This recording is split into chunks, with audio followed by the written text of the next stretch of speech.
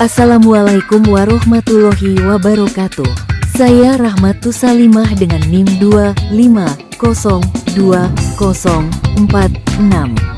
dengan dosen pengampu Salmiyati, MPD, PhD, Program Studi Agroteknologi, Institut Teknologi Perkebunan Pelalawan Indonesia. Saya akan menerangkan laporan praktikum anatomi akar dan batang. Pendahuluan, latar belakang.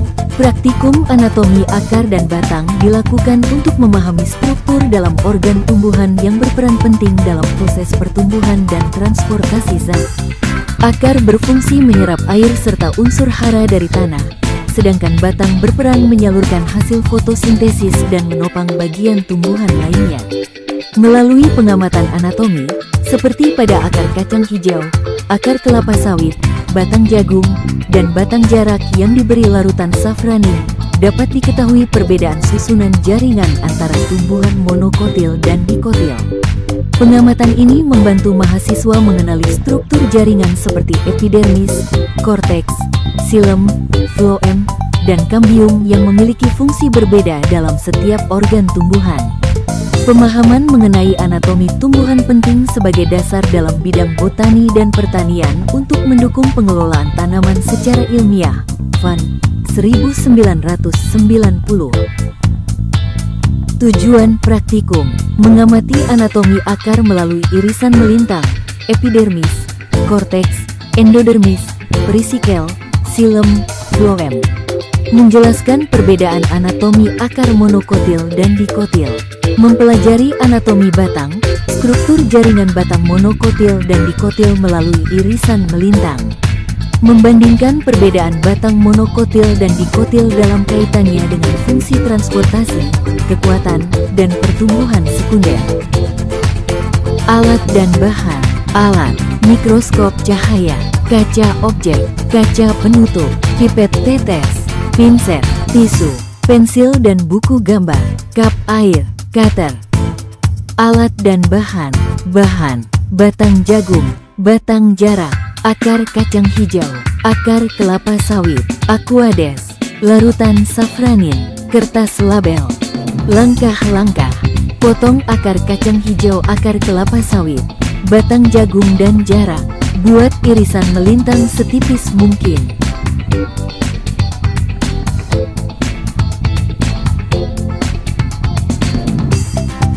Letakkan irisan pada kaca objek lalu tetesi aquades.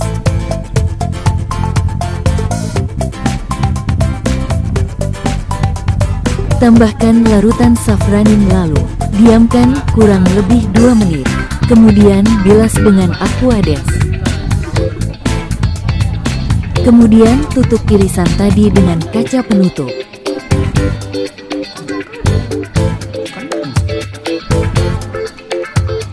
Amati di bawah mikroskop mulai perbesaran kecil hingga besar, dan buat identifikasi anatomi dari akar dan batang tersebut. Hasil pada akar hijau. Pada akar kacang hijau, Vigna radiata, yang diberi tetesan larutan safranin, tampak jaringan penyusun akar dikotil dengan ciri adanya susunan xilem dan floem yang tersusun berselang-seling membentuk pola bintang di bagian tengah, silinder pusat. Lapisan epidermis, korteks, dan endodermis terlihat jelas dengan warna kemerahan akibat penyerapan safranin. Hasil pada akar kelapa sawit. Pada akar kelapa sawit, Elais guinensis Jack, struktur jaringan menunjukkan ciri khas akar monokotil, di mana xilem dan floem tersusun melingkar di sekitar empulur. Endodermis jelas membatasi korteks dan silinder pusat. Periskill terlihat sebagai lapisan tipis di dalam endodermis. Larutan safranin memberikan warna merah pada dinding sel jaringan pengangkut sehingga batas antara xilem, floem, dan jaringan parenkim dapat diamati dengan jelas. Hasil pada batang jagung. Untuk hasil pengamatan yang dilakukan pada batang jagung, Zea mays, yang diwarnai safranin menunjukkan ciri batang monokotil dengan berkas pengangkut tersebar acak dalam jaringan dasar, tidak terdapat kambium dan tidak terdapat empulur. Xilem berwarna merah tua dan floem merah muda, memperlihatkan perbedaan jelas antar jaringan. Hasil pada batang jarak. Pada batang jarak, Ricinus communis, yang termasuk tumbuhan dikotil, tampak susunan berkas pengangkut melingkar mengelilingi empulur. Terdapat kambium, xilem dan phloem jelas teratur dan terdapat empulur. Pewarna safranin menampakkan xilem berwarna merah pekat dan phloem merah muda, dengan lapisan korteks dan epidermis terlihat lebih muda di bagian luar. Pembahasan. Pada praktikum anatomi akar dan batang, pengamatan terhadap akar kacang hijau, akar kelapa sawit, batang jagung, dan batang jarak menunjukkan adanya perbedaan struktur jaringan antara tumbuhan monokotil dan dikotil. Akar kacang hijau, dikotil, memiliki susunan jaringan yang teratur dengan epidermis di bagian luar, korteks yang tersusun dari parenkim, endodermis yang jelas, serta silinder pusat berisi xilem dan phloem tersusun berselang-seling membentuk bintang. Akar kelapa sawit, monokotil, memperlihatkan jaringan vaskular yang tersebar tanpa kambium, serta tidak mengalami pertumbuhan sekunder. Pada batang jagung, monokotil, berkas pengangkut tersebar di seluruh jaringan dasar, tidak membentuk lingkaran, dan tidak ada kambium, sehingga tidak terjadi penebalan sekunder. Sementara itu, batang jarak, dikotil, memperlihatkan berkas pengangkut tersusun melingkar dengan kambium di antara xilem dan phloem, memungkinkan pertumbuhan sekunder yang menyebabkan batang menebal. Hasil ini menunjukkan perbedaan anatomi utama antara monokotil dan dikotil, khususnya pada pola susunan jaringan pengangkut dan kemampuan pertumbuhan sekunder. Salisbury dan Ross, 2020.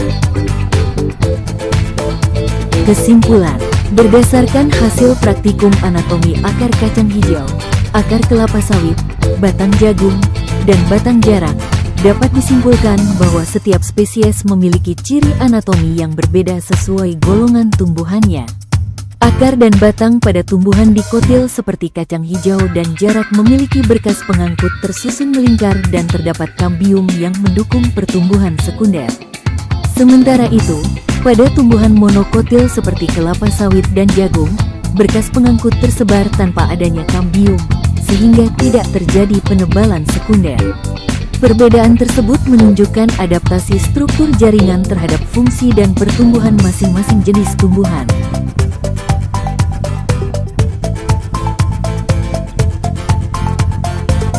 Sekian, terima kasih. Wassalamualaikum warahmatullahi wabarakatuh.